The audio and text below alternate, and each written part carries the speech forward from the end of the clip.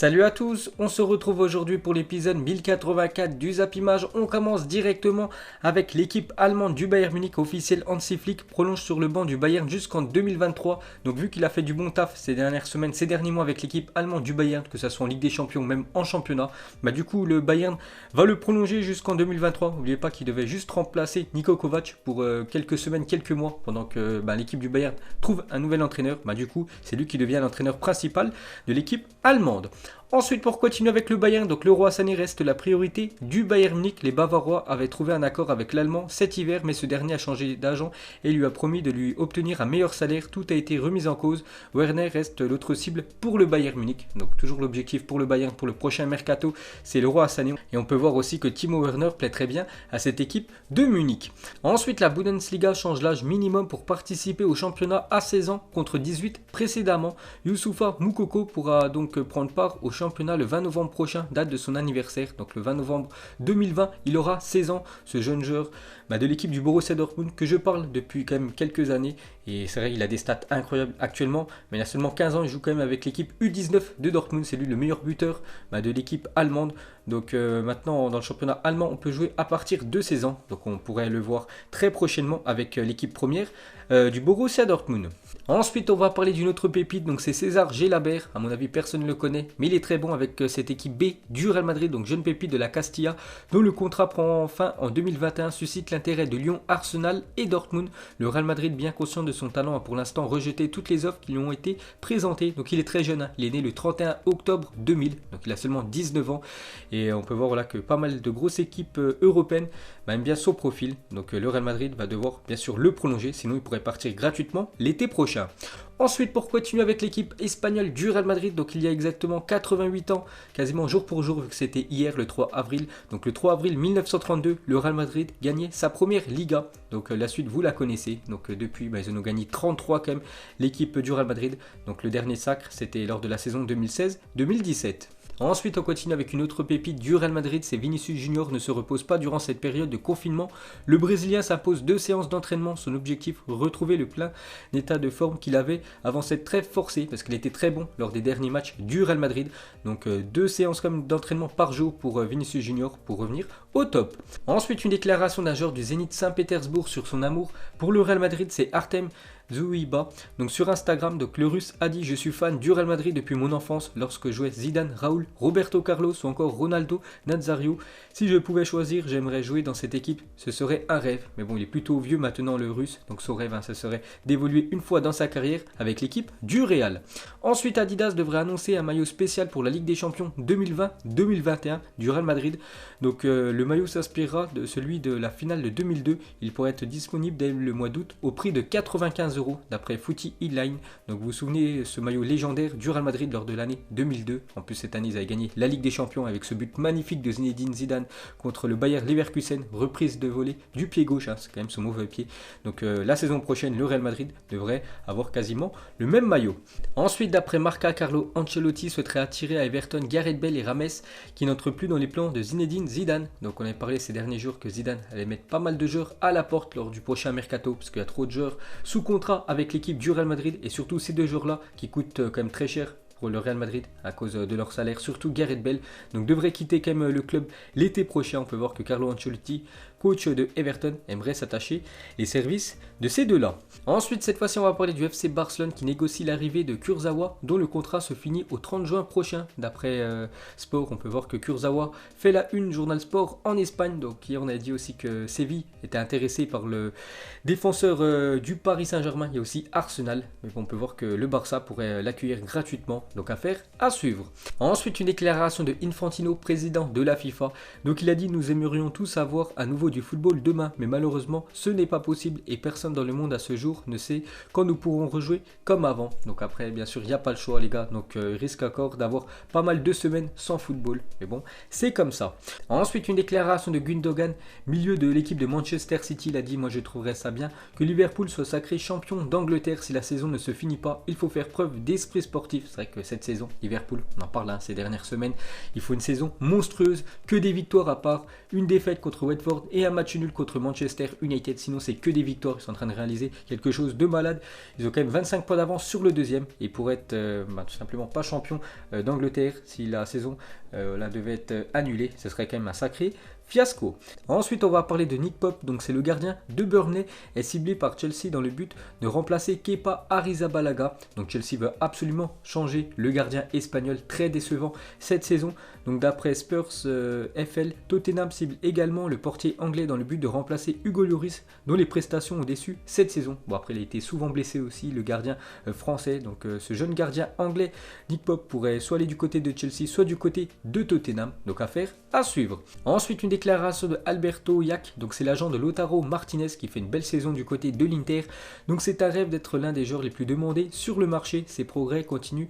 On fait que les meilleurs clubs le suivent. On espère qu'il sera récompensé pour tout ce qu'il a fait. Donc soit l'équipe de l'Inter le prolonge encore pendant pas mal d'années, ou soit il rejoint une énorme écurie européenne, je pense au Barça ou même au Real Madrid, mais surtout le Barça. C'est vraiment la piste la plus sérieuse pour Lautaro Martinez. Le Barça le veut absolument lors du prochain mercato. Donc on verra ce que ça va donner dans les futurs mois. Ensuite, on va parler du Paris Saint-Germain. Donc en cas de non-reprise de la Ligue 1, Al, donc c'est le sponsor principal du PSG, donc c'est le sponsor en plein milieu du maillot, a annoncé qu'il ne verserait pas la deuxième partie du versement prévu au 1er juillet prochain dans le cadre du partenariat de sponsoring entre 25 et 40 millions d'euros liant le club à l'entreprise française. Donc ça sera un gros manque quand même à gagner pour l'équipe du Paris Saint-Germain, quasiment 30 millions d'euros de perdus si le championnat ne venait pas à reprendre. Ensuite, on continue avec le Paris Saint-Germain. Une autre mauvaise nouvelle, c'est Icardi qui ne souhaite pas rester au PSG. Il retournera en Italie en fin de saison.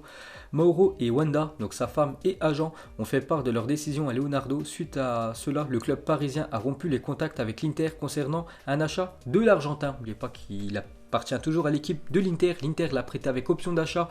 Du côté du Paris Saint-Germain, donc Icardi aurait décidé de retourner en Italie à la fin de la saison et de ne pas rester au PSG. Wanda et le joueur auraient annoncé leur décision à Leonardo. Les contacts avec l'Inter pour l'achat du joueur auraient été rompus par Paris. Donc la clause s'élevait à 70 millions d'euros. Donc du coup, il retournera en Italie. Bon, après, je ne sais pas s'il va rester du côté de l'Inter, parce qu'il y a aussi la Juventus qui est intéressée par Mauro Icardi. Mais voilà, l'Argentin a pris sa décision, quitter le PSG en fin de saison.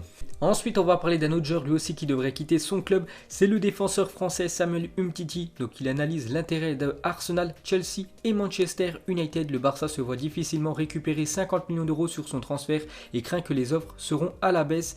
Ce qui est certain, c'est qu'il n'y aura pas de mauvaise vente. Donc déjà, Lyon l'avait vendu à l'équipe du Barça il y a quelques saisons pour 25 millions d'euros. Donc il pourrait bien sûr récupérer cette somme. On peut voir 3 clubs anglais qui sont intéressés.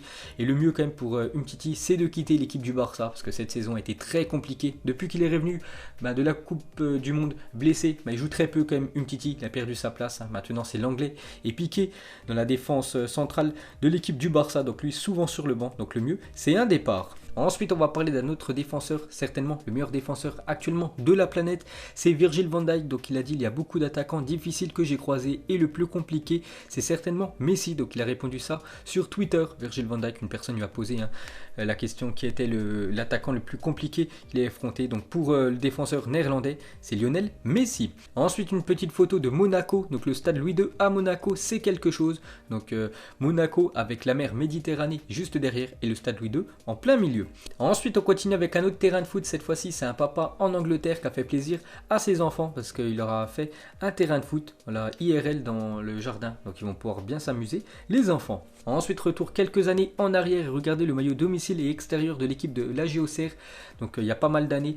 Donc, ce maillot collector avec le sponsor PlayStation 2 en plein milieu. On peut voir des grands joueurs qui ont évolué du côté de l'AG Auxerre, dont Djibril Cissé ou même Philippe Mexès. Ensuite, le roi de l'extérieur du pied, bien évidemment, c'est le portugais Quaresma, maintenant joueur de l'équipe de Kasım Paşa en Turquie. Donc c'est vrai que c'est lui le roi de l'extérieur du pied. Il a marqué pas mal de buts en faisant cette frappe un peu spéciale. Ensuite, les citations mythiques de George Best, ancien très grand footballeur anglais. Donc il a déjà dit dans sa carrière, si j'avais été moche, vous n'auriez jamais entendu parler de Pelé, parce que pour lui c'est le meilleur joueur de l'histoire du football.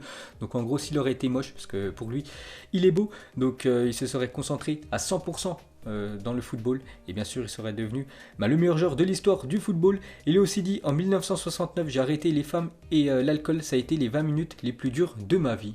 Donc voilà quelques citations mythiques de l'ancien joueur anglais. Ensuite, une déclaration de Nainggolan au cours d'un live sur Instagram. Il a dit: quand le confinement sera fini, je vais faire une soirée comme vous n'en avez jamais vu. Donc peut-être une soirée projet X pour Nainggolan. Donc il va fêter ça dès que tout sera fini. Ensuite, deux des plus grands défenseurs de tous les temps, donc Maldini et Cannavaro, essayaient d'arrêter l'un des plus grands attaquants de tous les temps, Ronaldo. Magnifique image avec trois légendes du football. Ensuite, l'anecdote de Rio Ferdinand sur Cristiano Ronaldo. Donc il se regardait nu dans le miroir en disant: waouh, je suis si beau. Ses coéquipiers le chambrent: mais Messi est meilleur que toi. CR7 hausse les épaules avant de se mettre à rire. Oui, mais Messi ne ressemble pas à ça. C'est vrai que Cristiano Ronaldo, bon, il y a pas mal d'années, il avait un ego surdimensionné. Donc maintenant, là c'est un petit peu, enfin il est un peu plus sage, on va dire, Cristiano Ronaldo. Mais c'est vrai, quand il évoluait du côté de Manchester United, donc on peut voir que Rio Ferdinand lâcher une anecdote sur CR7. Ensuite, pour continuer avec le portugais, donc une photo aussi de deux légendes, donc Cristiano Ronaldo et Ronaldinho. C'était lors d'un Milan AC Real Madrid en Ligue des Champions en 2011. Donc il y avait eu deux partout. Ensuite, pour continuer avec le brésilien Ronaldinho, donc une photo de lui et Adriano, ancien très grand aussi attaquant de l'équipe du Brésil, surtout très grand attaquant du côté de l'Inter. Donc Ibrahimovic a fait une déclaration sur Adriano: quand je suis arrivé à l'Inter, la première chose que j'ai demandé au président, ça a été de garder Adriano. C'était un animal, il pouvait frapper de n'importe où, personne ne pouvait le tacler, personne ne pouvait lui prendre le ballon, un pur animal. Donc voilà l'hommage de Ibrahimovic envers Adriano. Ensuite, une photo de Marseille pour ceux qui connaissent la Casa des Papel. Donc on peut le voir avec le maillot de l'Olympique de Marseille, c'est marqué Marcella, donc en espagnol Marseille numéro 10. Donc la partie 4 est sortie hier pour ceux qui veulent la regarder. Moi je l'ai déjà fini. Et pour finir ce Zap Image, donc le premier joueur qui vous vient à l'esprit en voyant ce logo, le logo de l'Olympique lyonnais. Donc moi j'ai pensé directement à Juninho, ancienne légende du côté de l'OL. Donc vous mettrez, vous avez pensé à qui en voyant cette écusson de Lyon. Donc voilà les gars, la fin de ce Zap Image 1084. Donc si ça vous a plu, un petit like et je vous ferai l'épisode 1085 demain. Donc moi je vous laisse et je vous dis à la prochaine comme d'habitude. Ciao à tous.